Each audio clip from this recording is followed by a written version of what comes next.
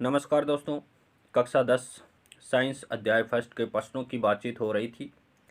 अगला प्रश्न देखिए, प्रश्न संख्या 7।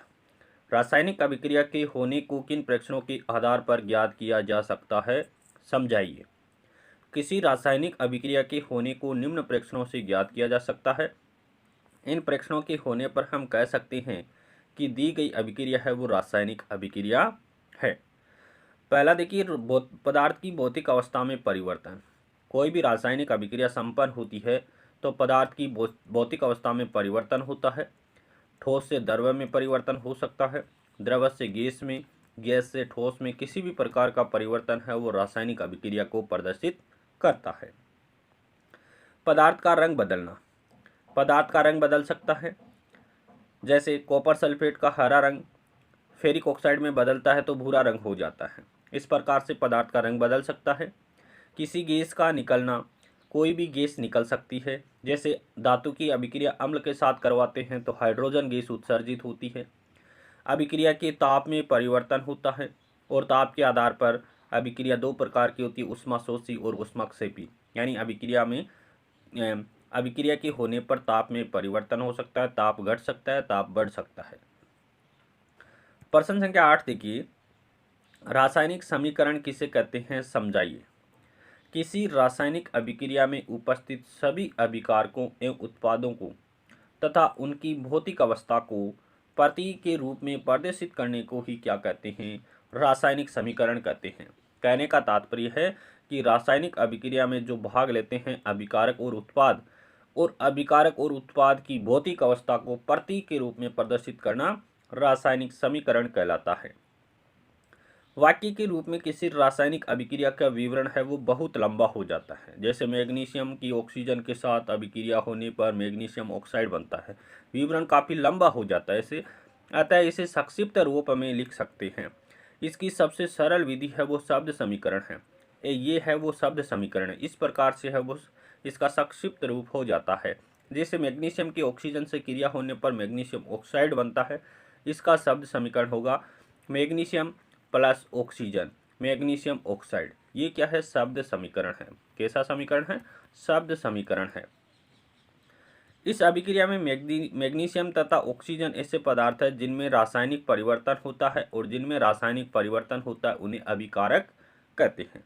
इस अभिक्रिया में एक नया पदार्थ बनता है, उसका नाम है मैग्नीशियम ऑक्साइड, जिसको उत्पाद के नाम से जाना जाता है। प्रश्न संख्या 9 देखिए, रासायनिक समीकरण किस प्रकार लिखा जाता है, उदाहरण सहित बताइए। रासायनिक समीकरण दो प्रकार से लिखे जा सकते हैं। पहला है शब्द समीकरण और दूसरा है सूत्र के रूप में समीकरण लिखना। तो पहला देखिए शब्द समीकरण। शब्द समीकरण में अभिकारकों से उत्पाद बनने को एक तीर की निशान लगा करके दर्शाते हैं। ये निशान लगाया है, किस लिए लगाया है कि अभिक्रिया इस दिशा में संपन्न हो रही है।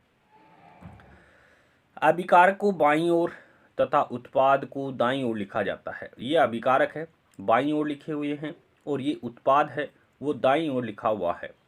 सभी अभिकारक एवं उत्पादों के मध्य योग का निशान लगाया जाता है, प्लस का चिन्ह लगाते हैं। अभिकारक अगर दो या दो से अधिक अभिकारक है तो उनके मध्य प्लस का चिन्ह लगाएंगे, और उत्पाद दो या दो से अधिक है तो उनके मध्य भी प्लस का चिन्ह लगाते हैं।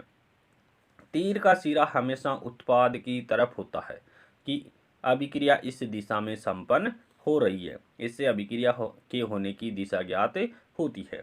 जैसे मैग्नीशियम प्लस ऑक्सीजन अभिकारक है, दोनों में रासायनिक परिवर्तन होता है, मैग्नीशियम ऑक्साइड उत्पाद का निर्माण होता है। यह है शब्द समीकरण। अब देखिए सूत्र के रूप में समीकरण।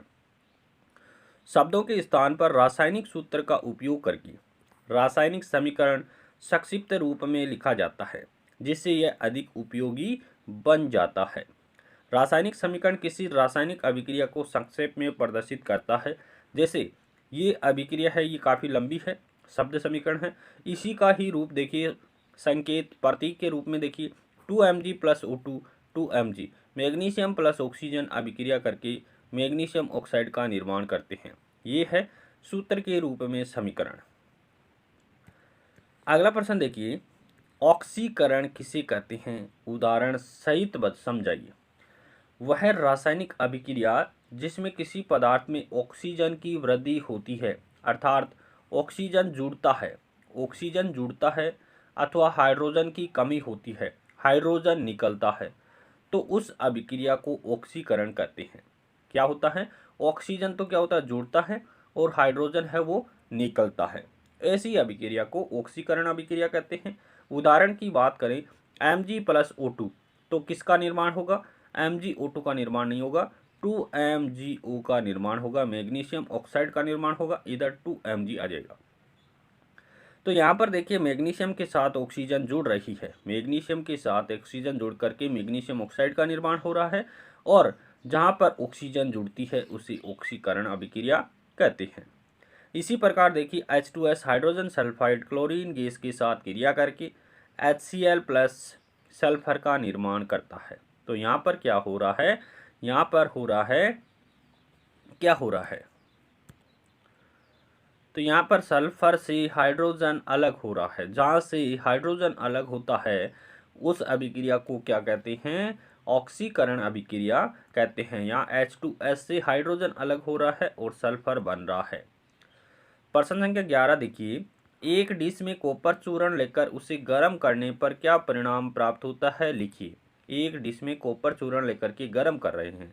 कॉपर चूर्ण को गर्म करने पर कॉपर चूर्ण की सतह पर कॉपर ऑक्साइड की काली परत चढ़ जाती है। ये यहाँ पर सेकंड लिखा हुआ है, यहाँ पर इसका मतलब है कि कॉपर की संयोजकता है वो +2 है।